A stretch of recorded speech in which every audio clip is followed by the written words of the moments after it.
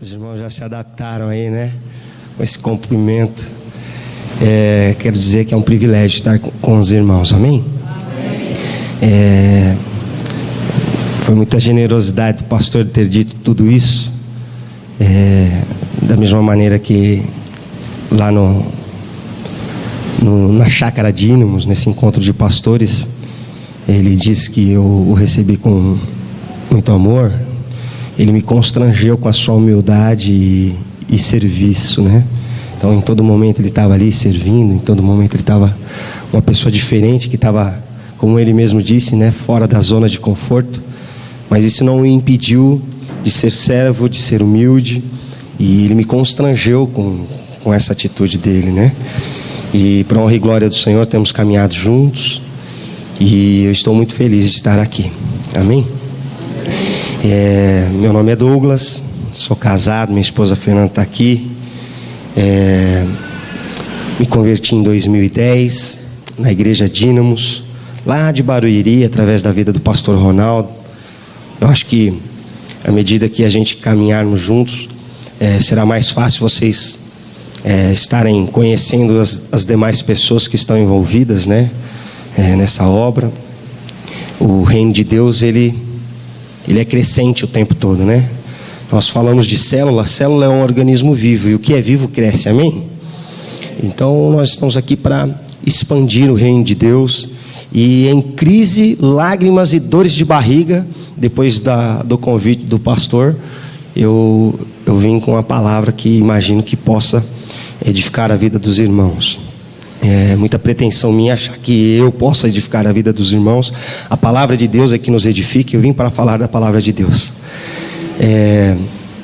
Em 2010, como eu disse, me converti. Em 2011, fui desafiado pelo pastor Ronaldo a estar à frente da obra. Nós estávamos numa célula dentro da casa da minha irmã, e dentro dessa casa nós tínhamos 60 pessoas, fora as crianças.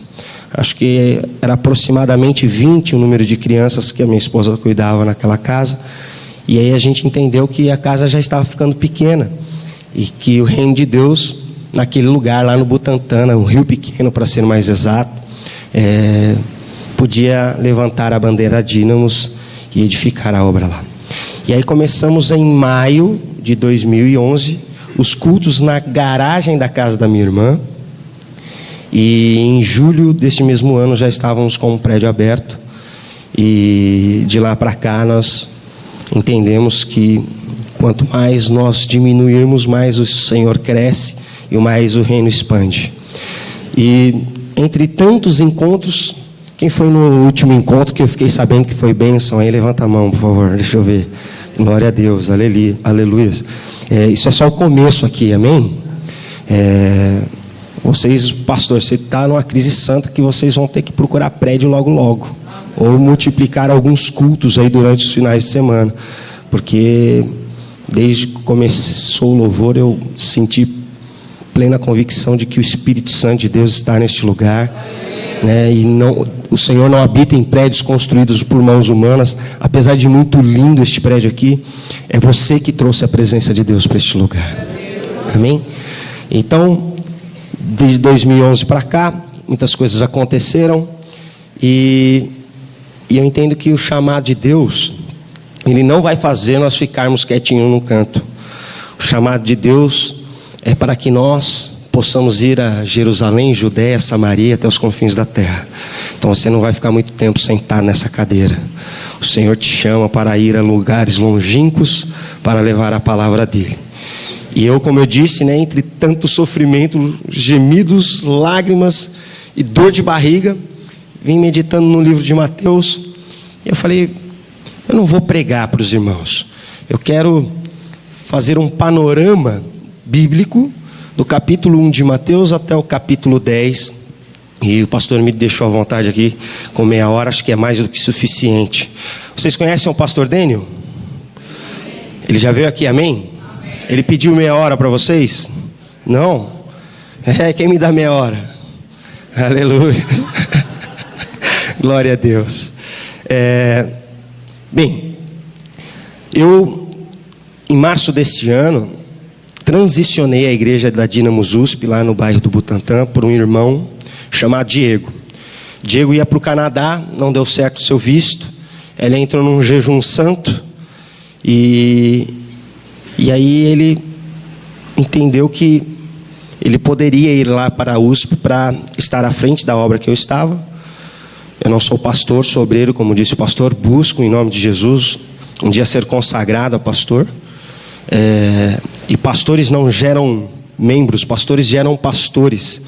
O pastor de vocês está pastoreando pastores e pastoras nesse rebanho, amém? Eu tenho convicção de que o chamado de vocês é esse.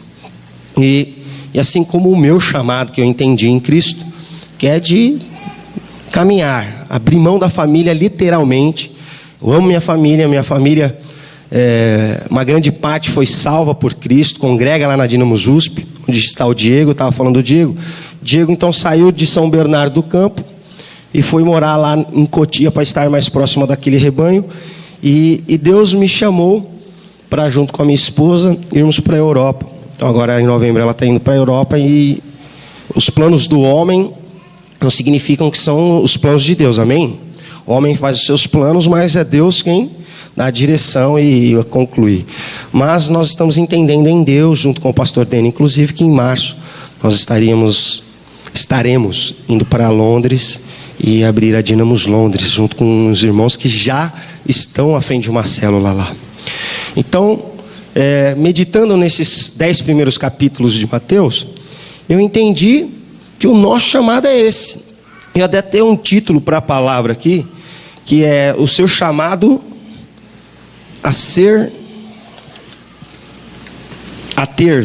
seu chamado a ter compaixão.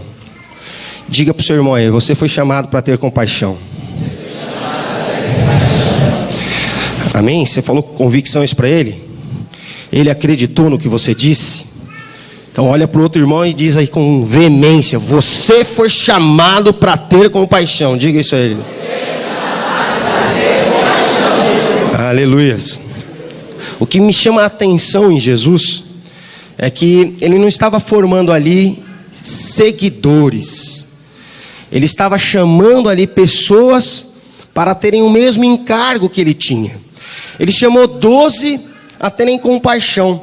Jesus amou todos, serviu muitos e treinou poucos. Foram 12. Desses 12, só um estava lá no monte do Calvário, ao pé da cruz. E aí ontem na reunião com o nosso pastor, o pastor Alexandre, falou: tenta explanar um pouquinho sobre célula lá com os irmãos. E vocês estão sendo transicionados, não é isso, pastor? E eu nasci numa igreja celular e nem sei e nem tenho autoridade para dizer acerca de igrejas que não são. Mas eu tenho convicção que se não fosse uma casa aberta, eu não teria ido a um prédio de igreja. Eu era uma pessoa completamente arrogante, antes de mais nada, e tinha um preconceito acerca de crentes. Para vocês verem como eu era arrogante, graças a Deus tenho me livrado dessa arrogância, tenho feito parte do aperfeiçoamento dos santos, e algo que Deus está aperfeiçoando em mim é me afastar de toda arrogância. A pessoa que me ganhou para Cristo, ela fez alguns eventos pontes, ou seja, não era uma célula propriamente dita, mas era um evento para que pessoas que não conheciam a Cristo fossem, e aí no final eles faziam um apelo e as pessoas aceitavam a Cristo. Eu estraguei alguns desses eventos pontes, fazendo piadas, saindo no meio. E a última vez que eu vi esse irmão, é o irmão Rogério, o pastor Alexandre. Ele estava com problemas renais, fazendo tratamento no Hospital das Clínicas lá de São Paulo, Hospital de Clínicas. E o rosto dele estava completamente inchado. Ele estava fazendo tratamento com cortisona e a sua face era muito inchada. Chega, os capilares sanguíneos pareciam que iam estourar no seu rosto. Um rosto rosado. E na minha presunção e arrogância eu dizia: o que esse cara quer me apresentando a Deus? Ele está precisando mais de Deus do que eu. Porque eu tinha saúde, eu tinha um bom emprego, eu tinha dinheiro, um bom casamento. Mas me faltava o mais importante, me faltava o que ele tinha. O Deus que ele tinha não era o Deus que eu tinha, porque eu procurava Deus. Eu ia em centros espíritas, fui na macumba com a minha mãe, fui em dezenas de lugares procurando a Deus. Fiz um curso numa religião, numa seita que chama Arte Sukil Mahikari. Era um lugar que eu tinha que entrar, andar descalço, me ajoelhar, me curvar para um Deus barrigudinho e pelado que tinha lá na frente. E achava que eu estava procurando a Deus. Como nós louvamos aqui, enquanto Deus que nos dá a liberdade, que habita em nós, que não exige nada disso, como o pastor muito bem ministrou aqui durante o louvor, a graça de Deus é o suficiente, é o que Paulo dizia, só tua graça me basta. E demorou para eu encontrar isso, mas para a honra e glória do Senhor eu encontrei, amém? E foi dentro de uma casa. E aí meditando, eu vou resumir um pouquinho dos 10 capítulos. Até escrevi aqui só os temas. E fica como liçãozinha de casa para vocês. Acho que alguns são até novos convertidos. Então, mais do que pregar, eu queria trazer um ensinamento, um resumo da palavra no livro de Mateus. Mateus foi um discípulo de Jesus, amém? Então, no capítulo 1, fala sobre a genealogia de Jesus, né, os antepassados de Jesus, e o nascimento dele mesmo. Em Mateus 2, fala sobre os magos, né, os do Oriente. A palavra fala que a visita dos Orientes, fala da fuga dos pais de Jesus com ele para o Egito, porque Herodes queria matar as crianças até 2 anos, e aí depois também fala da matança dessas crianças, e a volta dos pais de Jesus do Egito, depois da morte de Herodes, quando eles foram para Nazaré. Em Mateus capítulo 3, fala da mensagem de João Batista, primo de Jesus, 6 meses mais velho, já estava anunciando: arrependam-se, pois é chegado o reino. Então, João Batista, aquele que anunciava. E aí, no capítulo 3 também, fala sobre o batismo do próprio Jesus. João Batista nem queria fazer isso. Ele falava: eu sou aquele que batiza nas águas, mas haverá aquele que batiza com fogo, o qual eu não sou digno de desatar as suas sandálias. Mas Jesus, que dizia que ele era o maior entre os homens, o maior nascido de uma mulher, ele tinha que fazer aquilo para que se cumprisse o que estava sendo predito lá no passado pelos profetas. Então Jesus se batiza no capítulo 3 de Mateus, né? Mateus 4 fala sobre a tentação. Então Jesus sai das águas, o céu se abre, uma pomba vem sobre ele, era o poder do Espírito Santo. E então, olha só que interessante, quem não é batizado aqui, levante as mãos. Para você que não é batizado, Jesus nos ensina um princípio maravilhoso aqui. Jesus se batizou nas águas para poder suportar a tentação. Depois que ele saiu das águas, ele teve, obrigado meu amado, ele teve poder para suportar a tentação. Um homem que executava grandes milagres precisou passar pelas águas para suportar o deserto. Então, para você que levantou a mão, alguns até timidamente, isso não é uma pressão não, amém? É um ensinamento de Cristo que a gente passa para os irmãos, sabendo da importância desse batismo. Esse batismo é para que você suporte o deserto, amém? Qualquer dúvida você fala com o seu pastor aqui, o pastor Alexandre. Não fiquem com dúvidas acerca do batismo, procurem. Então, Mateus 4 fala da tentação, e aí Jesus começa o seu trabalho na Galileia, começa chamando 4 pescadores, Simão, Pedro e André, que eram irmãos, depois Tiago e João, também eram irmãos, aí vai curando muita gente, aí chega lá, vou resumir, do capítulo 5 a 7 de Mateus, é o Sermão da Montanha. Então, Jesus lá no alto da montanha, falando para o povo que já o seguia, por conta dos feitos dele, ele fala sobre a verdadeira felicidade, o sal e a luz, a lei de Moisés, o ódio, o adultério, o divórcio, os juramentos, vingança, amar os inimigos, caridade, a oração, o jejum, riquezas no céu, a luz do corpo, Deus e as riquezas, o costume de julgar os outros, a bondade de Deus, os 2 caminhos, né, o estreito e o largo, os falsos profetas, quem entra no reino dos céus, os 2 alicerces, que é quem constrói na rocha e quem constrói na areia, e termina falando sobre a autoridade de Deus. Digo, uau! Isso em 3 capítulos. E Jesus ensina tudo isso. Esse é o famoso Sermão da Montanha. Chega no capítulo 8 do Evangelho de Mateus, Jesus cura leproso, cura o filho de um oficial romano, vai curando um monte de gente. Aí algumas pessoas queriam seguir Jesus, uma delas é aquela famosa passagem que o cara fala, olha, Jesus, deixa eu lá enterrar o meu pai, depois eu volto. E Jesus o exorta dizendo, não, deixe que os mortos sepultem os próprios mortos. Então, continua, Jesus entra num barquinho depois disso, tem a tempestade, acordam ele deve ter acordado mal-humorado, fala, porque dá uma exortada nos irmãos lá, fala, poxa, mas vocês ainda não aprenderam nada, homens de pequena fé, acalma-te vento, aquieta-te mar. E aí atravessou, chegou lá no cemitério, onde 2 endemoniados gadarenos estavam, e aí ele manda o demônio daqueles gadarenos irem para os porcos vão ao mar. Aí o povo daquela cidade se revolta, porque é custoso um porco. Não sei quanto está um porco hoje em dia, mas imagina mais de 300 porcos ir para o mar. Jesus trouxe um prejuízo, segundo aquele povo da cidade entendia que era um prejuízo. Mas olha só qual a importância de 2 vidas. Eram 2 gadarenos endemoniados que habitavam num cemitério e todo mundo tinha medo de passar por lá, que eles eram violentos. Mas Jesus foi para libertar eles. Judeus não andam em cemitérios. Não é contra, não é da cultura deles, mas ele esteve lá por conta desses 2 endemoniados. Aí chego aos finalmente, onde eu quero, na verdade, levar um pouquinho mais de tempo. Aí no capítulo 9, Jesus cura um paralítico, passa lá, vê Mateus cobrando impostos, o chama para caminhar com ele. Aí fala de jejum, cura a mulher do fluxo de sangue, depois vai cura uma criança que já estava morta, ressuscita essa criança.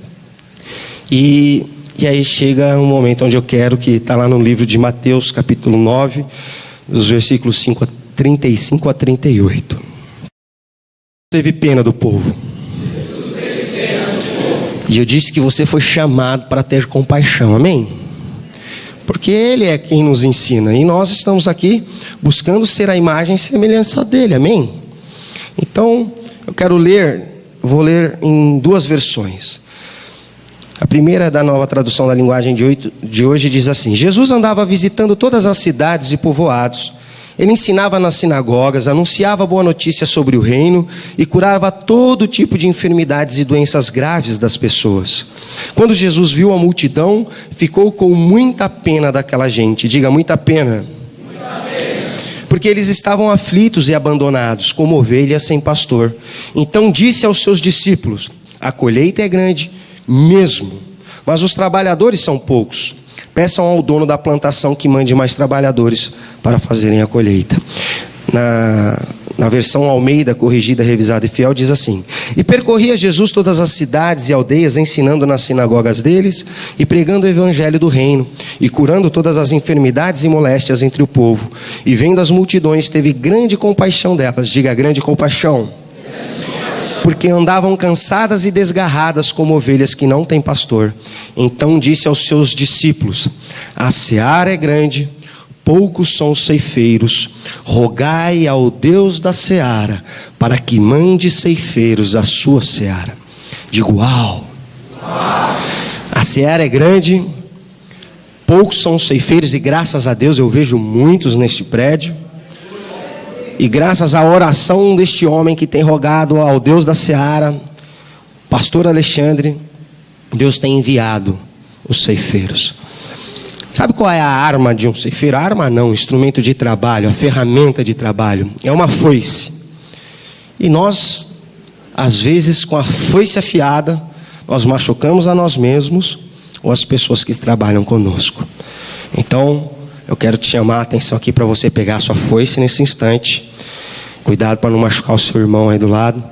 Mas corta fora todo sofisma, todo engano, toda mentira de que você não é capaz, de que você não conseguiria fazer o que Deus te predestinou a fazer.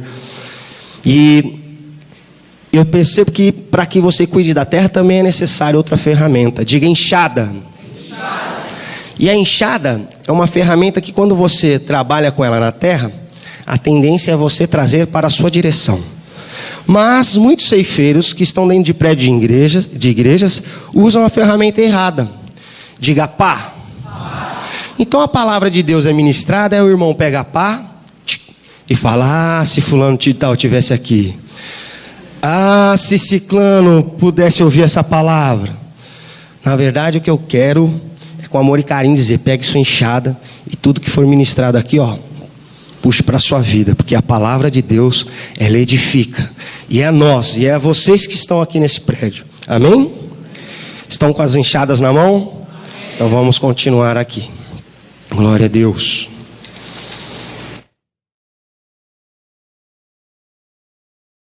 Terminei aí falando sobre o que Jesus havia dito. A seara é grande, poucos são ceifeiros. E aí no capítulo 10, Jesus já começa com os seus 12 discípulos. Mateus dá uma resumida. Ele fala que Jesus encontrou 4, depois encontrou o 5º, que era Mateus, mas agora no capítulo 10, Mateus já fala que Jesus junta os 12 junto de si. Então Jesus, logo no versículo 1 do capítulo 10 de Mateus, junta os seus 12, e aí ele dá uma ordenança. Aleluias. Jesus chama junto a si os 12 discípulos e dá a eles a autoridade para expulsar demônios e curar todas as enfermidades e doenças graves. Jesus havia se compadecido do povo. Então a gente terminou ali, Jesus se compadecendo, dizendo: a seara é grande. Ou seja, existem muitas pessoas que precisam ser encontradas por amor de Deus. Porque está lá no livro de João que foi Deus quem nos achou, não nós a Ele. Está lá no livro de João que o amor de Deus encontrou a nós. E aí existe sim um truque: buscar-me-ei de todo o coração e me farei ser encontrado. Deus nos encontra, mas aí ele diz: buscar-me-ei de todo o coração, ou seja, quando você é mais intenso, aí ele vai se revelando. Deus te encontra. Existem pessoas que conhecem a Deus de ouvir falar, e tem pessoas que conhecem a Deus de ter experiências com Ele. Qual desses dois grupos você se encaixa? Eu prefiro acreditar que você é do povo que tem experiências genuínas com o Senhor. Amém? Porque eu vejo aqui pessoas que buscam a Deus de todo o coração. Foi notório durante o louvor. Pessoas intensas, se entregando, adorando, contemplando a Deus e a Cristo de todo o coração. Então Jesus se compadece, chama os seus 12 e dá ordens explícitas. Olha, é hora de alcançar essas pessoas. Então vamos lá. E os envia dando-lhes a seguinte ordem. Primeiro Jesus, deu a eles autoridade de expulsar demônios e de curar todas as enfermidades e doenças graves. E aí, logo a seguir, envia os 12, dando-lhe as ordens: não vão a lugares onde vivem os não-judeus, nem entrem na cidade dos samaritanos. Pelo contrário, procurem as ovelhas perdidas de Israel. Vão e anunciem isso: o reino do céu está perto. Curem os leprosos e outros doentes, ressuscitem os mortos e expulsem os demônios. Vocês receberam sem pagar nada, portanto deem sem cobrar nada. Não levem nada com vocês. Quando entrarem numa cidade ou povoado, procure alguém que queira recebê-los e fiquem hospedados na casa desta pessoa até irem embora daquele lugar. Diga: anfitrião. Jesus aqui está falando: olha, vamos procurar anfitrião. Vocês estão recebendo poder e autoridade. Agora vocês vão procurar anfitriões. Para nós termos transição, vou colocar nós, porque eu sou um com vocês aqui, o pastor Alexandre, amém? Então, para que nós consigamos fazer a transição, a primeira coisa que é necessário achar é casa, não é verdade? E casa, pessoas são chaves, e chaves abrem casas. Ou seja, vocês são as casas que se abrirão para que esse mover consiga dar continuidade aqui. Isso não é uma estrutura, não é a dínamos, não é a vinha dínamos. Está lá no livro de Atos dos Apóstolos, que era um estilo da vida cristã, e o pastor Alexandre entendeu que é tempo de fazer isso. E Jesus estava dando esta ordem aos seus discípulos: vão e encontrem casas. Procurem cidades e povoados e encontrem pessoas que abram as suas casas. E ainda exorta esse povo. E se você achar alguém que não abra as suas casas, sacuda a poeira das vossas sandálias e saiam de lá, porque haverá mais rigor para estes lugares do que para Sodoma e Gomorra. Diga misericórdia. Então, existe um chamado sim para que abramos as nossas casas. Você faz parte disso, amém? Então vai gerando no seu coração um encargo. Abrir casa, irmão, de verdade, eu já fui anfitrião. Demanda trabalho. Você vai ter que preparar a casa para receber as pessoas. E depois que elas forem embora, você vai ter que ter o trabalho de arrumar, de limpar, de lavar a louça. Ah, meu Deus. Mas de verdade vale a pena. De verdade, a Bíblia fala da escada de Jacó. E eu creio nisso piamente, porque eu creio na palavra de Deus. Quando uma casa se abre, eu tenho convicção de que ali essa escada liga os céus e a terra, e os anjos do Senhor têm livre acesso. Um dos grandes e conhecidos anfitriões é conhecido, tem o nome de Obed-Edom. Diga Obed-Edom. Então está lá no Antigo Testamento, em 2 Samuel, eu acho que eu pus aqui a referência. 2 Samuel 6, de 10 a 12. Davi, o rei Davi, um homem segundo o coração de Deus, e também tinha pecados como eu e você, havia sido roubada a arca, ele vai buscar a arca. E aí, trazendo a arca que era para ser carregada pelos os varões, 4 homens segurando a arca, estava em cima de um carro de boi. Eu imagino que não tinha uma rua asfaltada, que era bonitinho, era pedra, cascalho e barro. Então o boi andando, a arca indo para lá, indo para cá, ia cair no chão. E aí Uzá, um dos melhores do exército de Davi, teve a boa intenção de segurar a arca para que ela não caísse, e ele foi consumido, morreu.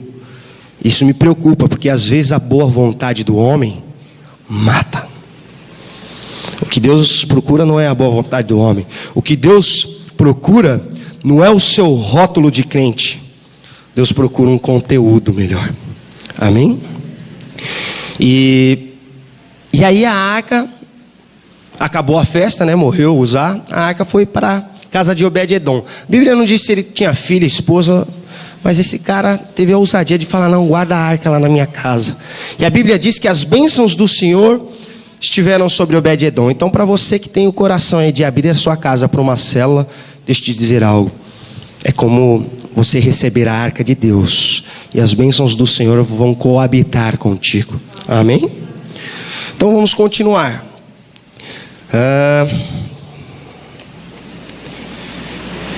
Quando entram numa casa, estou lá em Mateus 10 ainda. Quando entrarem numa casa, digam que a paz esteja nesta casa. E aí eu pus aqui uma conclusão minha. Eu entendo que quando Jesus diz para nós abençoarmos, que a paz esteja nesta casa, Jesus nos ensina a sermos gratos. Mas mais do que isso, ensina-nos a abençoarmos as casas que se abrem.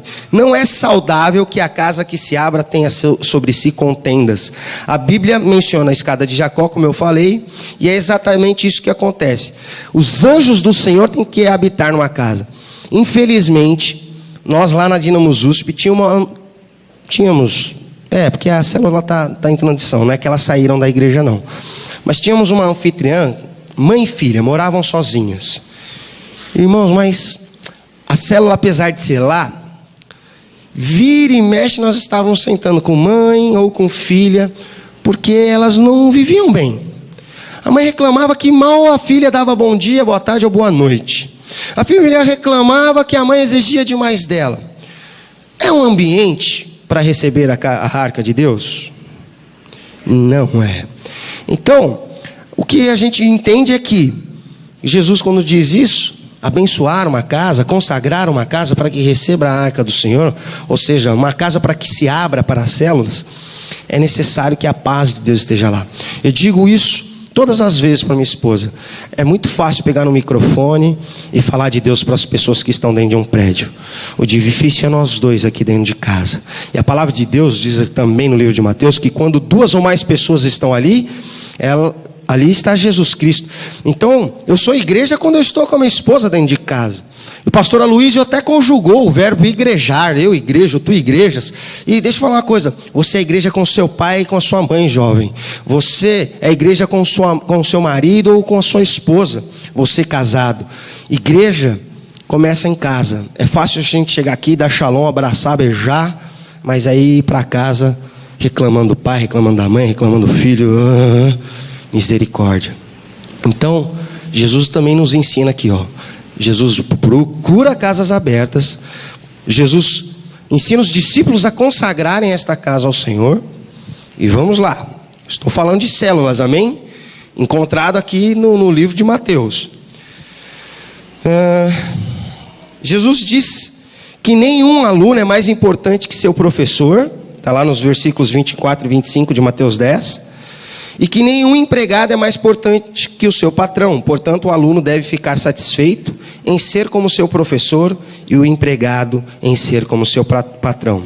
Isso aponta para a humildade. Diga, humildade. Há um segredo para cada pessoa: estar dentro da casa de alguém e obter desta casa respeito e gratidão. Este segredo aponta para a maior característica de Cristo, que é a humildade. Eu falei de casas abertas, agora estou falando de pessoas que adentrarão esta casa para liderarem estas células. Jesus mandou seus discípulos como líderes de célula, procurando anfitriões para que essas casas fossem abertas e pessoas adentrassem a essas casas. Então, por que eu vim com esta palavra para cá? Vocês estão nesse momento de transição, e que arda no coração de cada um de vocês a expectativa de que a arca de Deus, que essas células sejam nas casas de vocês. Se não fosse uma célula, eu não teria entrado numa igreja evangélica, por preconceitos, Hoje entendo como eu era tolo, mas sabia que existem ainda muitas pessoas tolas no mundo. Desculpe usar esse termo. Tenho familiares que ainda possuem esse sofisma, essa mentira, esse preconceito, esse mal-estar com cristãos. E a culpa é dos cristãos mesmos, porque o testemunho da gente, a palavra diz em Mateus 22, não lembro o versículo, já acho para os irmãos. Jesus dizia para os sacerdotes, sabem quem eram os sacerdotes? Os conhecedores da palavra de Deus, aqueles que tinham entendimento da lei mosaica, que era de Moisés. Jesus estava dizendo: vocês não conhecem nem o poder, nem a palavra de Deus. E poder de Deus está lá em Atos capítulo 1, versículo 8. E recebereis poder e serão minhas testemunhas em Jerusalém, Judeia, Samaria, até os confins da terra. Poder aponta para testemunho. É muito bom cair na unção. É muito bom receber poder, orar por um enfermo e ele ser curado. Mas poder aponta para testemunho. E muitas pessoas têm asco de cristão por conta do mau testemunho. Diga misericórdia. E eu tenho convicção de que não será o seu caso, porque aqui eu estou diante de pessoas que buscam, ainda que lutem para isso, porque não é fácil, darem bom testemunho da palavra de Deus. O bom testemunho é as pessoas olharem para você e verem mudanças, as pessoas olharem para você e verem que Deus agiu na sua vida. Irmãos, a pior coisa que um cristão pode ouvir na vida é: você está na igreja e não mudou nada. E eu conheço pessoas que ouvem isso. Eu conheço pessoas da minha casa que ouvem isso, que vão a um prédio de igreja, que cultuam ao Senhor, que estão inseridas numa célula, mas não praticam, não dão testemunho cristão. Aí ouvem o quê? Você está dentro de uma igreja e não mudou nada. Irmão, que isso não aconteça entre nós aqui. Sabe, porque é o seu testemunho que vai alcançar a sua família. Quando Josué diz: eu e minha casa serviremos ao Senhor, eu tenho convicção de que o testemunho dele constrangia os seus familiares a fazer o mesmo que ele fazia. Então, o que nós temos que buscar, a palavra que é o próprio Jesus dizendo: olha, vocês já receberam poder, agora vocês vão para cidades e povoados e procurem pessoas que abram suas casas. E aí fala da humildade desses líderes que ele enviou. Esses líderes sou eu e você. Sabe, eu busco em Deus ser consagrado a pastor, Mas não é esse título que está me mandando para Londres. Então muitas vezes você está sentado na cadeira, eu não sou pastor, eu não sou líder de célula, você não é nada. Como não é nada? Você é filho, e é Deus quem diz, em ti eu me comprazo, eu me alegro. O Senhor te ama, e esse amor te salvou, te tirou do lamaçal de pecado, te trouxe para a maravilhosa luz dele. Como eu disse no início, esse pastor, com um coração humilde que me constrangeu naquela conferência de pastores, o meu primeiro contato dele, ele está aqui não é para gerar uma multidão, ele está aqui gerando pastores e pastoras. É você, mulher, é você, homem, que tem um chamado. É você que eu posso estar indo em março, você pode estar indo em abril, me ajudar. É você que vai ser enviado para as nações também.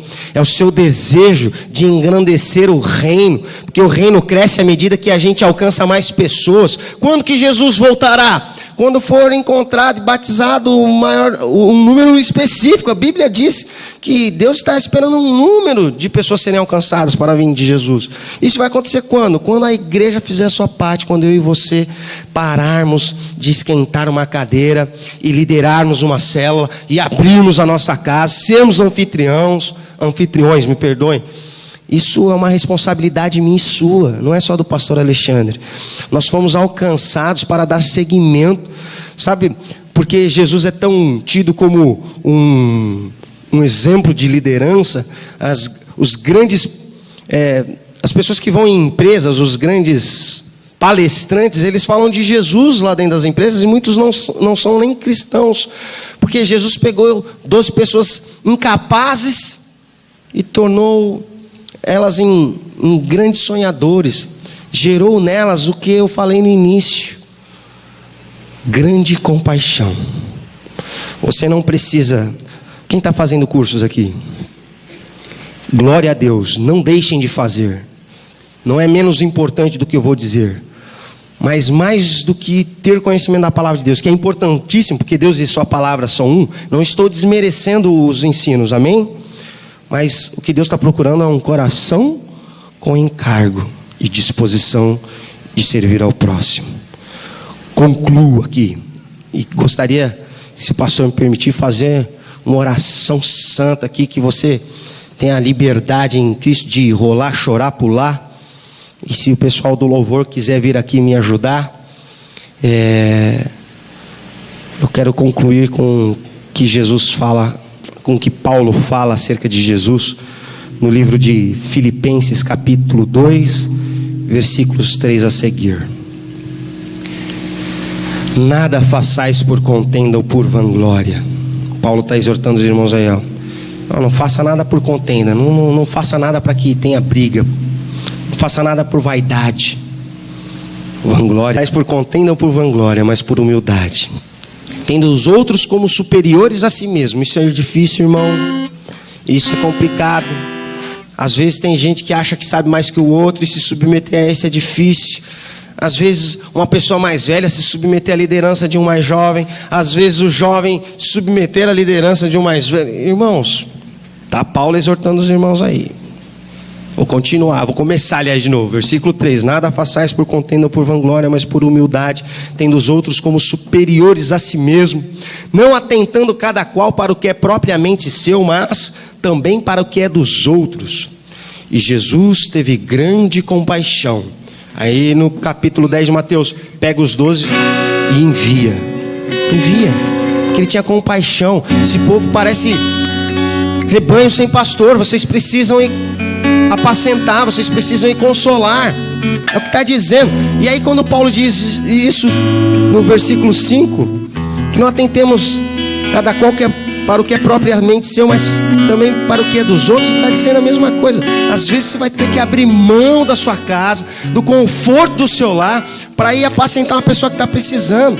Às vezes você vai ter que sair de casa no meio da madrugada para ajudar alguém que quer se suicidar, alguém que está com abstinência de um vício e quer voltar a fumar, cheirar, se drogar.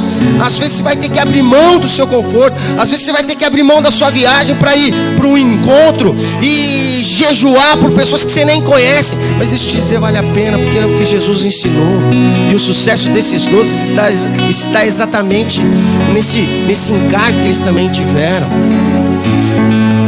não atentando cada qual para o que é propriamente seu, mas também para o que é dos outros, tendo em vós o mesmo sentimento que houve também em Cristo Jesus, que mesmo sendo Deus, não teve por usurpação o ser igual a Deus, mas humilhou-se a si mesmo e tornando semelhante aos homens, humilhou e encontrado na forma de homem, aniquilou-se a si mesmo, sendo obediente até a morte, morte de cruz.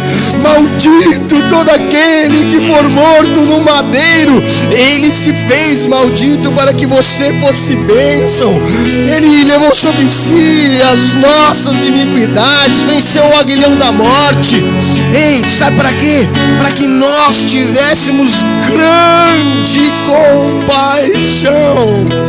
É difícil, irmãos, parece que é luxo ir para Londres, parece que é luxo pegar um avião e atravessar o Atlântico, mas eu estou largando família, estou largando pai, mãe, irmãs, sobrinhos, sabe, para ir num lugar onde não conheço ninguém.